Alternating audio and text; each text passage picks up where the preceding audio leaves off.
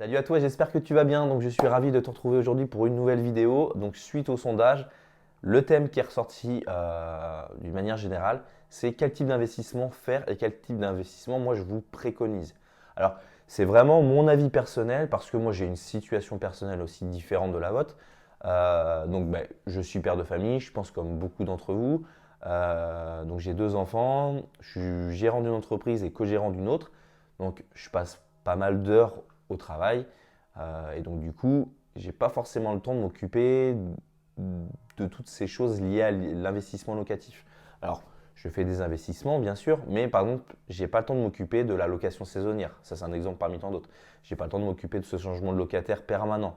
J'ai pas le temps de m'occuper de la gestion locative parce que du coup, je peux pas recevoir des appels, sachant que je reçois énormément d'appels toute la journée. Je ne peux pas recevoir en plus de ça des appels de locataires pour telle et telle raison. Parce qu'il faut savoir qu'un locataire aujourd'hui, ça vous appelle pour n'importe quoi. Donc du coup, moi, je vais vous préconiser le type d'investissement qui, moi, me plaît et je vais vous déconseiller des investissements qui me déplaisent, mais qui, pour moi, ne devraient pas faire autant le buzz aujourd'hui. Donc on va commencer déjà par parler de la colocation. Alors je peux comprendre l'engouement qu'il y a autour de ça, je peux comprendre que ça fait rêver. C'est comme le fait de devenir rentier, ça fait beaucoup rêver les gens. Mais la colocation, sur le papier, c'est très rentable parce que certes, vous achetez un simple appartement de 3 chambres et vous faites une colocation de 3 personnes. Donc du coup, vous louez chaque chambre au prix d'un studio.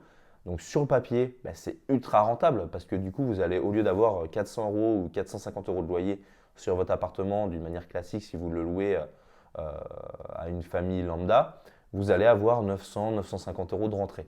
Alors sur le papier, c'est très très bien. Tapez juste sur Le Bon Coin, Se Loger, etc. Colocation. Regardez le nombre de colocations qui va sortir dans la ville dans laquelle vous vous trouvez. Alors, la colocation, ça fonctionne dans une ville quand même assez conséquente. Il faut une ville comme Nantes, Cholet, des trucs comme ça aux alentours. Et si vous êtes dans le reste de la France, vous prenez la grande ville à côté de chez vous, ça peut fonctionner. Pour la majorité des personnes, ça va être dans des zones assez rurales. Donc la colocation, ça ne va pas plaire à tout le monde. Mais tapez quand même, par curiosité, colocation dans le moteur de recherche. Vous allez voir le nombre, moi je trouve ça hallucinant, le nombre de colocations aujourd'hui qui existent. Alors certes, sur le papier, vous pensez faire une ultra bonne affaire, mais vu la concurrence qu'il y a, dans les prochains mois ou dans les quelques années qui vont venir, ça va être très compliqué déjà de trouver des locataires, de trouver des personnes qui sont intéressées par la colocation. Donc du coup, vous allez potentiellement repasser votre bien en location longue durée, et ce qui fait que votre bien va plus du tout être rentable en fait sur le papier. Donc ça, c'est le premier point qui me dérange un petit peu. Deuxième point qui va me déranger, c'est faire que de la location saisonnière. Je ne dis pas qu'il ne faut pas faire de la location saisonnière parce que c'est un très bon effet de levier pour grossir rapidement en immobilier. Aujourd'hui, moi, je préfère aller un peu plus lentement, mais sûrement et sans stress, que de me préoccuper avec de la location saisonnière. Je ne dis pas que je ne l'ai pas fait par le passé, mais par retour personnel, ça m'a pris tellement de temps, ça m'a carrément flingué 2 mois de ma vie. Donc du coup, par rapport à ce que ça m'a rapporté, pour moi, c'était pas rentable. Donc du coup, la location saisonnière, c'est bien pour faire un complément de revenu ou pour exploser sur une petite période votre rentabilité. Mais pour moi, il ne faut pas mettre ses œufs dans le même panier. Il faut que votre bien, que vous le mettez en location saisonnière ou non, soit rentable sur la location long terme. Si vous le mettez en location saisonnière, faites en sorte que votre bien soit rentable sur le long terme. Aujourd'hui, vous voyez un petit peu ce qui se passe aujourd'hui en France et dans le monde. Je pense que la location saisonnière, ça s'est complètement écroulé parce que du coup, confinement, les personnes ne vont pas forcément chez des personnes qu'ils ne connaissent pas. Donc du coup, les personnes se méfient. Dégringolade au niveau de la location saisonnière. Ça, il ne faut pas se le cacher. Donc les personnes qui ont misé tout sur cette stratégie, je pense qu'aujourd'hui, ils se mordent un petit peu les doigts. Donc, ce sont des personnes qui, soit ils ont vu les choses venir, ont repassé leur bien en location longue durée, mais si des personnes ont acheté un bien très cher et ils étaient obligés de faire de la location saisonnière pour que ce bien soit rentable, je peux en mettre ma main à couper que en passant ce bien en location longue durée, ce bien il n'est pas rentable. Donc ça, c'est le deuxième point. Le troisième point qui me déplaît encore également, ça va être tout ce qui va être parking, box et autres. Certes, c'est bien, ça peut être rentable, c'est des petites sommes à investir, mais honnêtement, passer autant de temps chez le notaire, faire des offres de prêt, etc., pour avoir un parking qui vaut 10 ou 15 000 euros, qui va vous rapporter 40, 50 euros par mois, honnêtement, je ne vois pas l'intérêt. Et au bout de 10, 15 ans, quand vous l'aurez remboursé, vous allez le revendre 15 000 euros, ou même 10 000, parce que peut-être que l'engouement autour des parkings sera complètement changé. Donc, honnêtement, pour moi, il n'y a pas d'énorme plus-value à faire là-dessus et il n'y a pas beaucoup d'argent à gagner. Donc, peut-être pour une stratégie de départ, pour un étudiant ou autre, ça peut être quelque chose d'intéressant pour avoir un petit complément de revenu. Mais si vous souhaitez vous créer un empire immobilier, mais n'allez pas dans les parkings, c'est pas la peine, vous allez perdre votre temps. Vous allez passer autant de temps à chercher un parking rentable qu'à trouver un immeuble rentable. Donc vous allez passer autant de temps chez le notaire, à consulter, etc. Pour moi, ça vaut pas, le jeu en vaut pas la chandelle et le temps investi en vaut pas la chandelle pour le retour sur investissement. Autre point, alors sur les surfaces commerciales. Alors, je ne veux pas dire que c'est négatif pour moi, mais dans le secteur dans lequel j'investis, c'est pas positif, c'est pas négatif. Aujourd'hui, tu as une belle surface commerciale, tu la loues assez facilement. Mais aujourd'hui, dans la ville dans laquelle je me situe, et j'investirai pas ailleurs sur des surfaces commerciales, en fait, le centre-ville, il est assez dynamique. La ville met vraiment toutes les choses en place pour redynamiser le centre-ville. Mais aujourd'hui, le centre-ville, il ne faut pas se le cacher non plus, il meurt à petit feu. Moi, je suis vraiment pour les artisans locaux, faire de la bonne chose, etc. Mais quand vous trouvez les choses 3 à 4 fois moins chères sur Internet, eh ben, on a beau dire, on prône le acheter local, mais bah, tout le monde ne gagne pas des milliers des cents, tout le monde ne peut pas faire plaisir à l'artisan local alors qu'il est 4 fois moins cher sur Internet.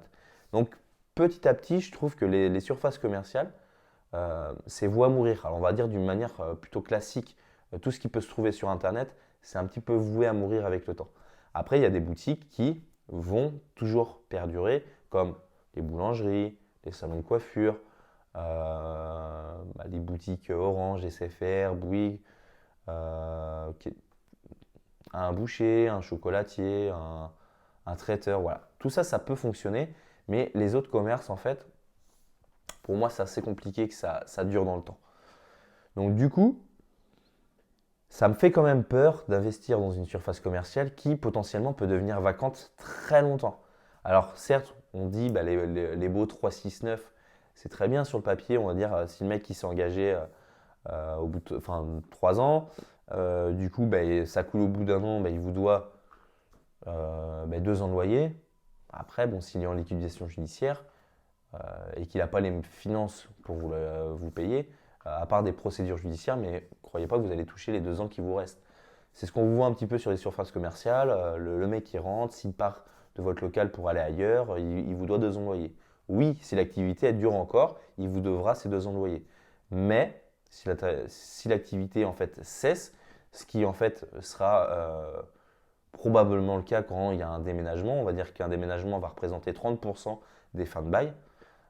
Aujourd'hui, c'est compliqué d'être payé si la personne s'en va à la fin du bail. Et si vous ne trouvez pas d'autres locataires immédiatement, eh ben, c'est un petit peu pour votre gueule.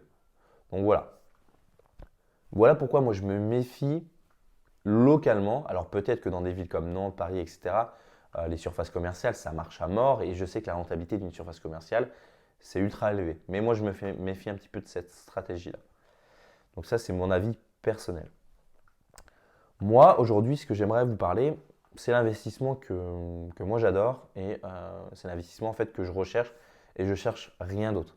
Moi aujourd'hui, je cherche des immeubles de rapport. Les immeubles de rapport, c'est pour moi aujourd'hui l'investissement le plus rentable que vous pouvez réaliser. Alors, sur le papier, ce ne sera peut-être pas le plus rentable en termes de chiffres, mais c'est ce qui va vous demander le moins de temps de gestion, c'est ce qui va vous demander, ça va être le moins de stress possible. Si vous faites un immeuble de rapport, on va dire d'une manière standard, donc on va dire 3, 4, 5 logements, vous allez largement maîtriser vos coûts et donc du coup vous allez réussir à avoir de la bonne rentabilité. Vous allez mettre votre locataire sur de la location longue durée, alors que ce soit en meublé ou en nu, on n'est pas là pour parler de fiscalité. Mais pour moi, c'est la meilleure aujourd'hui stratégie pour, on va dire, amortir un bien immobilier. Aujourd'hui, acheter un simple appartement, honnêtement, c'est très très compliqué d'être rentable sur un seul appartement. Pourquoi? Parce que sur un seul loyer, vous allez devoir amortir les travaux que vous allez réaliser pour embellir votre appartement, le bâti de votre appartement, les différentes charges à l'année. Donc c'est pour ça que c'est très compliqué en fait d'être rentable quand on n'a qu'un seul bien. C'est pour ça que pour être rentable, vous devez au moins diviser, mais ça, ce sera le sujet d'une autre vidéo. Mais pour ceux qui s'intéressent, aujourd'hui, nous on s'est rendu compte d'une chose, sur la zone qu'on investit, on doit au minimum diviser par 4 le bien qu'on achète. Pour pouvoir amortir en fait sur chaque logement une partie du bâti, une partie des travaux, on est obligé d'au moins diviser par 4 pour au moins arriver à l'équilibre en termes de rentabilité bancaire. Donc ça, c'est le premier point. Donc ça, c'est ce que je vous conseille de faire, aller sur les immeubles de rapport. Alors un immeuble de rapport, ce n'est pas du tout ce que vous pouvez penser. Ce n'est pas les buildings comme je vous mets juste à côté. C'est un immeuble de rapport, ça peut être une simple maison que vous divisez en 2 logements. Il y a beaucoup de gens qui ont des préjugés. Qu'est-ce que tu recherches? Je recherche des immeubles.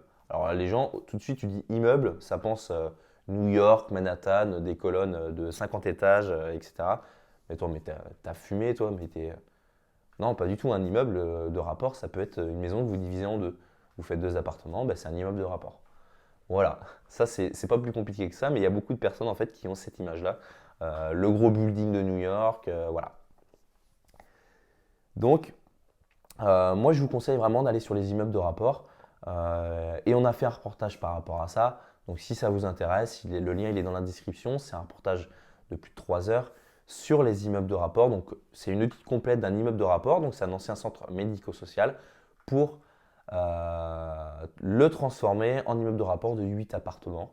Donc si c'est quelque chose qui vous intéresse, ça sera disponible ou prochainement disponible dans le lien en description. Donc voilà, on se retrouve pour une prochaine vidéo.